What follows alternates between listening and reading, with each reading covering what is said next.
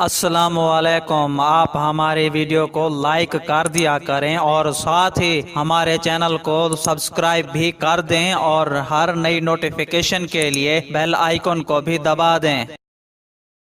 وزارت داخلہ کی ہدایت پر وفاقی پولیس نے آزادی مارچ کو ناکام بنانے کے لیے اچھوتے اقدامات جاری کر ڈالے، جبکہ ضلع بھر میں sound system, catering, tent service, hotels سے منسلک کاروباری افراد کو دھرنا شرکاء کو خدمت فراہم کرنے پر پابندی عائد کر دی گئی ہے۔ مولانا فضل الرحمان کی جانب سے آزادی مارچ کے اعلان پر آزادی مارچ کو ناکام بنانے کے لیے وفاقی پولیس نے عجیب اقدامات صادر کیے ہیں۔ Catering, tent service, hotels, guest house, generator workshop, hardware store, welding workshop, sound system, crane machine کی دھرنا شرکاء کو خدمت فراہم کرنے کی صورت میں پولیس کارروائی کی دھمکی دے دی گئی ہے۔ اس ضمن میں اسلام آباد ضلع کی 22 تھانوں کے مذکورہ کاروبار کرنے والے افراد کو پیشگی نوٹسز جاری کر دیے گئے ہیں۔ دھمکی آمیز نوٹسز جاری کرنے کی پولیس کے ایک سینئر آفیسر نے ایکسپریس کے رابطے پر تصدیق کی ہے۔ نوٹسز میں مذکورہ کاروبار سے منسلک افراد کو دھمکی دی گئی ہے کہ دوران دھرنا آپ کسی قسم کی اشیاء، سامان اور سہولت فراہم نہیں کریں گے۔ اگر آپ کسی ایسی سرگرمی میں ملوث پائے گئے تو آپ کے خلاف کارروائی عمل میں لائی جائے گی۔ ادھر اسلام آباد کی تاجر برادری نے مولانا فضل الرحمان کے آزادی مارچ کو ناکام بنانے کے لیے دھرنے کے شرکاء کو کھانا، کیٹرنگ، ٹینٹ سروس، ہوٹلز وغیرہ کی سروسز کی فراہمی پر عائد کردہ پابندی کو خلاف قانون قرار دیتے ہوئے مسترد کر دیا ہے۔ اس ضمن میں آل پاکستان انجمن تاجران کے صدر اجمل بلوچ نے کہا ہے کہ حکومت کو غلط مشورے دینے والے حکومت کے خیر خواہ نہیں ہیں۔ کوئی ادارہ کیسے کسی تاجر کو کاروبار کرنے سے منع کر سکتا ہے؟ قانون کسی کو اس بات کی اجازت نہیں دیتا۔ اور کل تک پاکستان تحریک انصاف خود اور طاہر القادری جب 124 روز تک ڈی چوک میں دھرنا دیے بیٹھے تھے تو اس وقت بھی ان کے دھرنے کے شرکاء کو راول پنڈی اور اسلام آباد سے کھانا پہنچائے جاتے تھے۔ اس وقت پابندی عائد نہیں تھی تو آج کیوں آل پاکستان انجمن تاجران اس پابندی کو مسترد کرتی ہے؟ تاجروں کے خلاف کارروائی کی ہدایت کے خلاف قانون اقدام ہوگا جس کے خلاف شدید رد عمل آئے گا۔ حکومت کو ایسے اقدامات کا نوٹس لینا چاہیے۔ تو ناظرین، آپ کا اس بارے میں کیا خیال ہے؟ نیچے کامنٹ باکس میں اپنی قیمتی رائے کا اظہار ضرور کریں۔ اللہ حافظ۔